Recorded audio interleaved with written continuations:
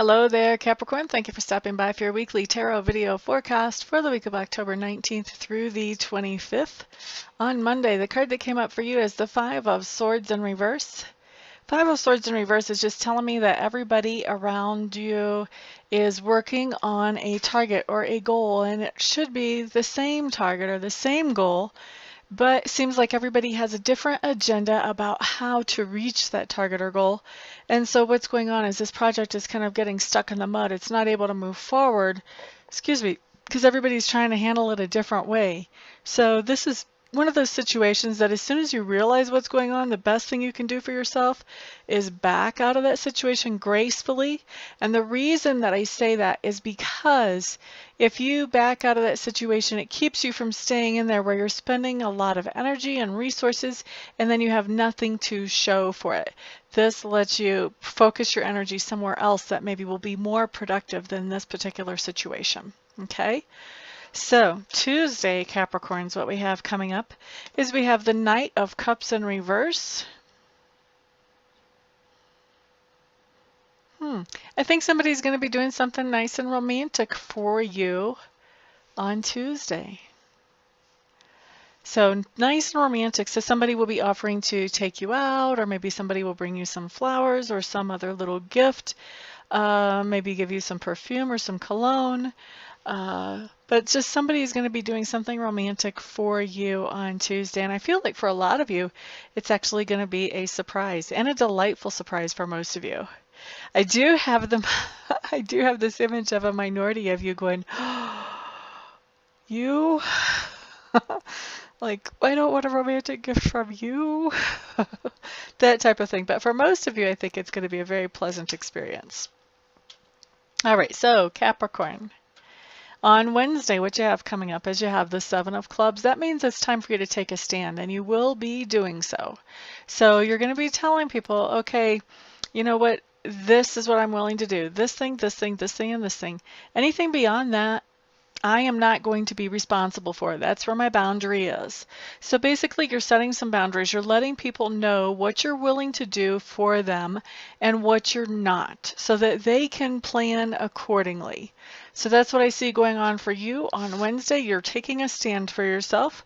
On Thursday, you have the Four of Swords in reverse. Four of Swords in reverse is really kind of a simple card. It basically just means that you're relocating on Thursday. You're doing something in a different place. So if you normally work from home, maybe you have to go into the office to work on Thursday. Maybe your child needs to go to a different daycare on Thursday. All kinds of different things that can come up where you have a different location come into play. So that's what we're looking at, is a different location on Thursday.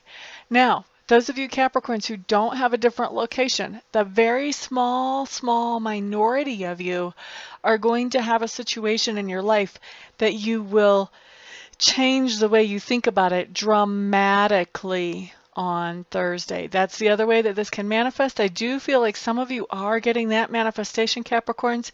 Small minority of you, but some of you are getting that. Some of you who are not going to be in a different location. Okay, let's move on to Friday.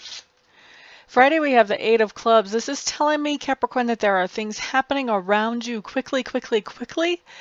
Most of these things do not directly affect you. However, you do have to stay on your toes because they are enough of an impact in your life that you need to keep up with what's going on so that you can interact appropriately when it is time to interact with these situations.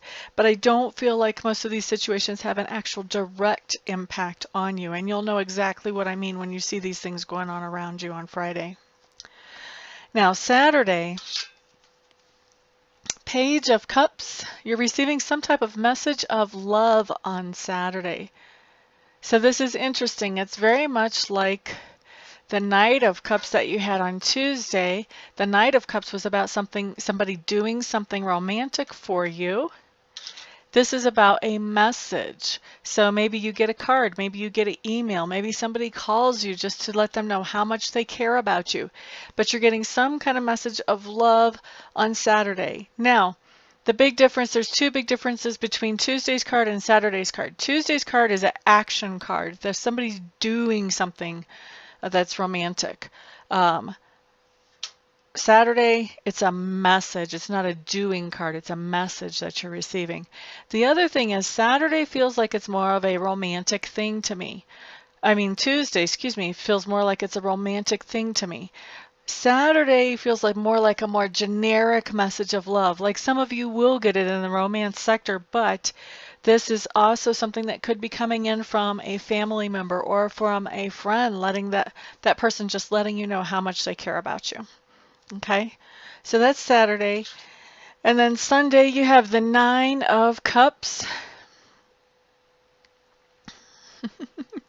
I'm hearing kick the bucket, and I have this image of somebody kicking a bucket. Now, my dad used to do home brew, and it was beer, and he had these big crock things when I was a little girl. And I guess maybe, I don't know how many gallons they held, but I can remember being just tall enough to be able to stand on my tiptoes and look over the top and see the beer fermenting there as my dad was waiting for it to be done for I don't know how many days. Seemed like an eternity to a little girl who's like 2 or 3 years old. But I'm seeing a big bucket with that type of fermenting brew being kicked. So when I hear kick the bucket and I'm looking at this card, to me this is talking about either you, Capricorn, or somebody in your life is sick and tired of drinking, or is sick and tired of some type of addictive behavior, and they're saying that's enough, and throwing stuff down the drain or kicking the bucket over. This would be maybe the equivalent of having a keg and cutting the top off and just letting it all pour out, just rolling it over. So it's a very dramatic card that actually is coming up here. And I feel like the decision, whether it's yours or whether it's somebody you care about, I feel like the decision is going to be very dramatic. It's going to be announced in a very dramatic way. The thing that I want to caution you about, especially for those of you that this is not you, that if this is somebody that is someone close to you announcing that they are tired of whatever this addictive substance is and they don't want to do it anymore, I want to caution you that people can have really great intentions, but if they're really addicted, it can be a little bit more complicated to give it up than just to decide one day, okay, I'm done. Now, of course, people tell you that they've done that. I personally have never witnessed that. I do know that my dad tried to quit drinking the whole time I was alive up until 2 weeks before I turned 21, when he did finally quit drinking. So, and I'm very proud of him for that. He has not gone back to drinking ever since then, and I am way more than 21 now. We won't say how much more. So people can have good intentions, and they can be ready to quit and want to quit up here and not be completely equipped to quit. So the message that I'm trying to give is, even if this person doesn't make it to completely quit, is acknowledge the idea that they are in a struggle that maybe they're feeling a little bit helpless with if they do get back into it, and not be disappointed or angry. Try not to be disappointed or angry if they go back into it, because sometimes an addiction can be bigger than the person and they just need more help. So anyway, now I'm going to get down off of my soapbox. Obviously, people who are coming out of addictions is something that has played a big role in my life. I said I was getting off my soapbox. I lied. And so you probably will hear things that come out about that in my readings, because I have never been addicted to any kind of substance, but I've been around people who are, and loved people who are, and still love people who are.